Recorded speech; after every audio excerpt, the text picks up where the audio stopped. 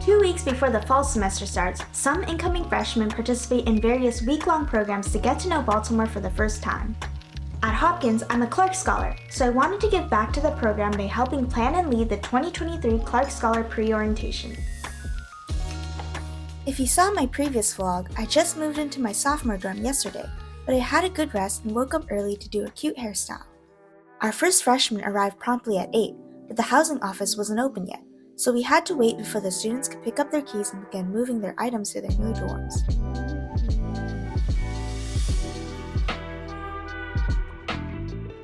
After the boxes and suitcases were all settled in, we all hiked to the far side of campus for breakfast at Wyman Park Building.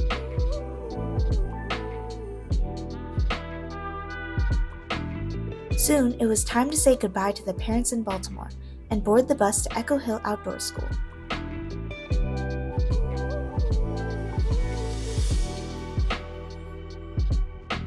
It was a long 2.5-hour ride, but it seemed like everyone was able to take a nice nap. Echo Hill really soon. Upon arriving, we gathered in the dining hall for a late lunch. Without cell service anyway, our phones were confiscated so that we could better focus on the nature and people around us.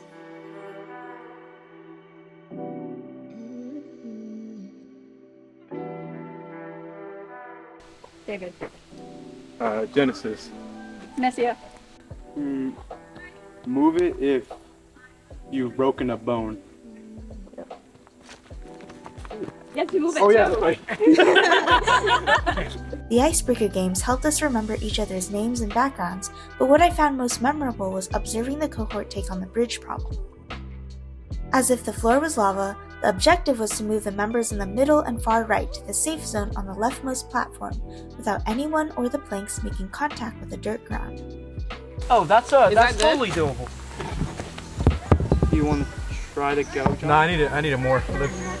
Even Professor Russell joined the physical challenge and took a big leap of faith.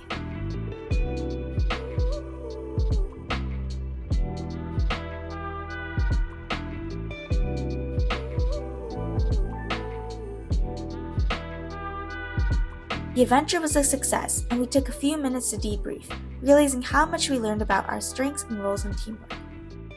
Like, out of the box, maybe in a bad way, to get people across and to get like boards to people. So, yeah, thanks. After dinner, everyone gathered around to enjoy some story-themed games, beginning with a guessing royale to identify the characters and celebrities others picked.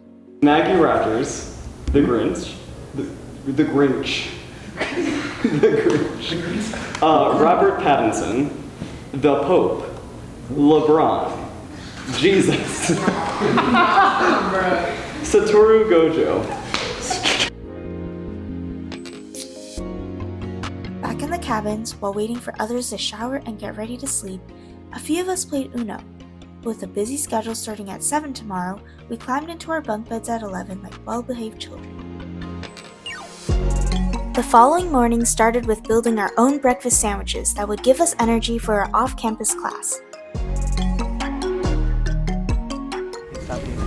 Oh look, a jellyfish. Oh my god, that's so gross. Maybe don't jump I'm in. not gonna go in. That's not gross, that's awesome. First, we reached the port of Chesapeake Bay to watch and learn about the daily lives of watermen. What they do is they put a net out that's like 50 feet long, and then they have a series of nets that do this.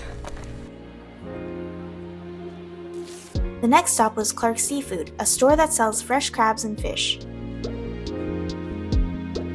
On the way back, we climbed aboard a small boat, and our instructor Sarah explained more about the geography of Chesapeake Bay. For lunch, we enjoyed a cheesy baked cod with corn on the side. It's pretty good. Before heading out again, we took a small break in the cabins, where students enjoyed cards, Jenga, puzzles, and more. In today's team challenge, various shapes from circles, squares to octahedrons were attempted by pulling on the rope in opposite directions. However, the catch was that the number of people who could keep their eyes open is sometimes one or none. Afterwards, we circled the great wooden structure, getting ready to climb up the 50 feet. Have fun. Yeah, have fun. We're going to climb up this place called Alpine Tower, if you can see it. Are you excited, Professor Russell? I am excited. Okay, yes. I'm excited. It looks like everybody's excited. So now we just have to pray and hope that these storms don't come. I want to do this. But at the news of a sudden storm arriving, we unfortunately had to abandon our figure-8 knots and find shelter inside. Instead of bonding to high ropes, we stayed close to the ground and each other, bonding over some more team-building games.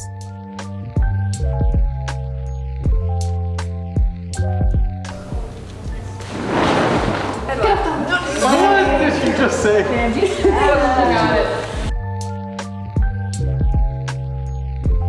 Hey guys. What are we doing? So today we're trying to flip over a tar without touching the ground. Yeah, that's right.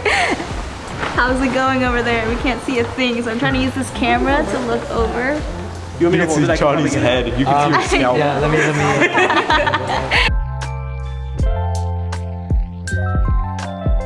To finish it off, we wrote compliments for each other behind our own backs, and then returned to the cabin for some rest before dinner. But the boys didn't want to rest, choosing instead to compete in various feats of physical strength, and even I joined in to hold a plank. Tonight's dinner was my favorite at Echo Hill, a pineapple chicken curry. Before sunset, we took a trip to enjoy the beach, where calm waves and soft sand eased our moods.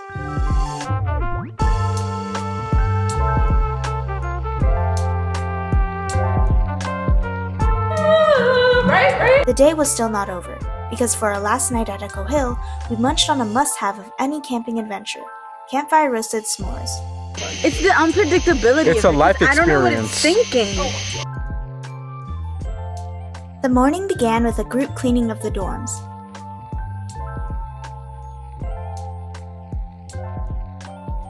And we were rewarded with finally being able to scale the Alpine Tower.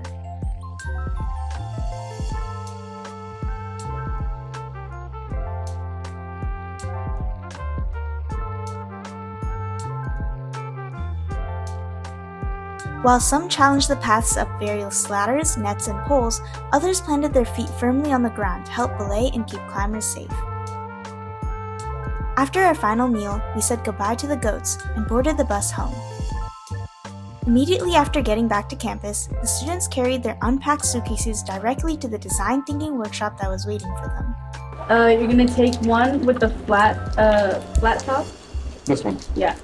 Either one of the two flat ones. I got one. Yep. And then that's gonna be like your bottom one. Okay. But later that night, after a delicious dinner which I forgot to film, was an experience that would become a favorite activity of the week for some students.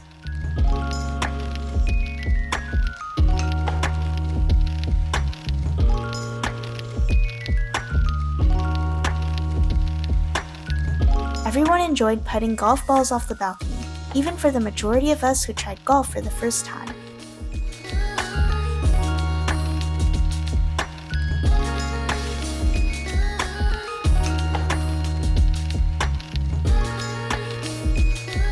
I wasn't with the students in the morning because of a meeting, but I joined everyone for a taco bar lunch and chat with Clark Scholar alumni. We then walked across two of the farthest points on campus to learn about the resources available at Life Design Lab. After the cohort took their group photo in front of the Imagine Center, it was time for the campus scavenger hunt to begin. Pairs were given a list of hints about specific and unspecific locations on campus to collect selfies with. Despite it being only the second day at Hopkins for most students, everyone finished early and gathered in Wyman for a hearty Italian dinner. Since we were ahead of schedule, we sent the students back to their dorms for a period of rest, while the 4 peer leaders went for a drive north of campus. This is a fun neighborhood. Like, all these houses are pretty nice and everything. Then we got together once more for the late night activity, escape room in Inner Harbor. After splitting up into 2 teams and hearing each of our scenarios in the dimly lit lobby, a few of us navigated a maze-like route to use the restroom. But when I was the only one to return after many minutes, it was clear something had gone wrong. But we heard the creepy sound. Yeah, because the noise that was so loud, it like made it before we took the elevator up. Yeah. So we were like, and we heard it, and it sounded like a chainsaw. And I was like, what is that? I was like ready to bolt out the door. Horrified. Ignoring all ominous feelings, we dived into the locked room and put our Hopkins brains together to solve the mystery. I wasn't allowed to film the actual puzzle, but it was a unique experience I'd highly recommend. Before returning home, we found a boxer machine and many people tried it.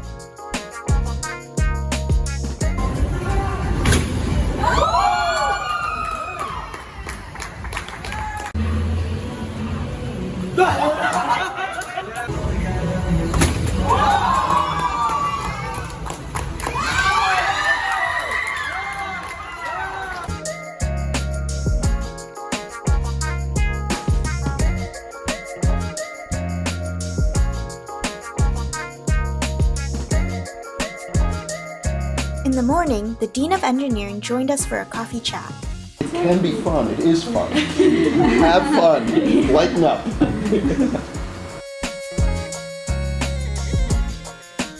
We then took some time to present the selfies from the scavenger hunt and allowed students to justify their reasoning for picking certain places. The first one, an image that embodies community service.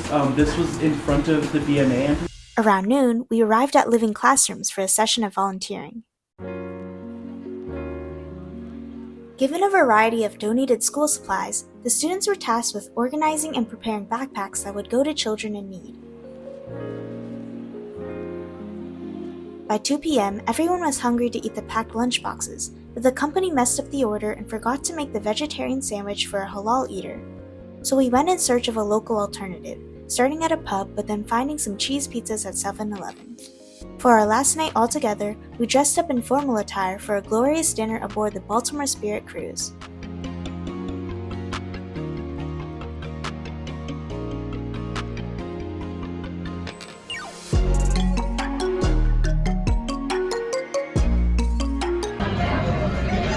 How is it?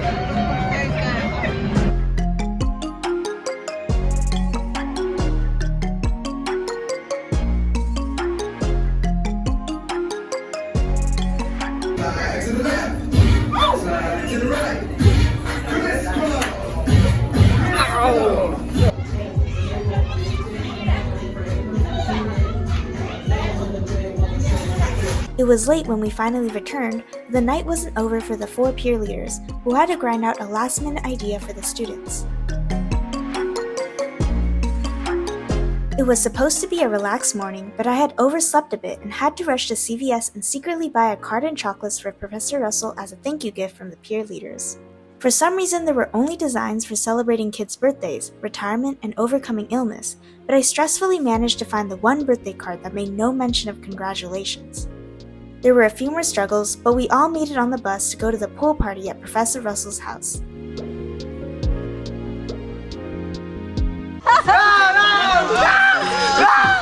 Solidarity! That was close to edge. Go! Push her! Oh, you're out! Basking in the summer heat and splashing in the clear blue waters, everyone enjoyed the last day as a nice long break after such a busy schedule. But I was itching to do something with my hands, so I helped Professor Russell with preparing the salad in the kitchen, along with another talented student who showed us his baking expertise with a plate of delicious chocolate chip cookie combinations.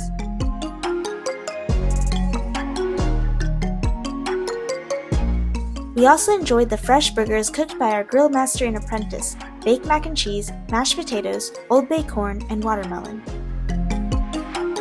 This was followed by a Maryland blue crab eating lesson taught by Professor Russell, who we were extremely grateful for not only hosting and cooking everything for today's pool party, but because she was the one who put this whole week's fun program together.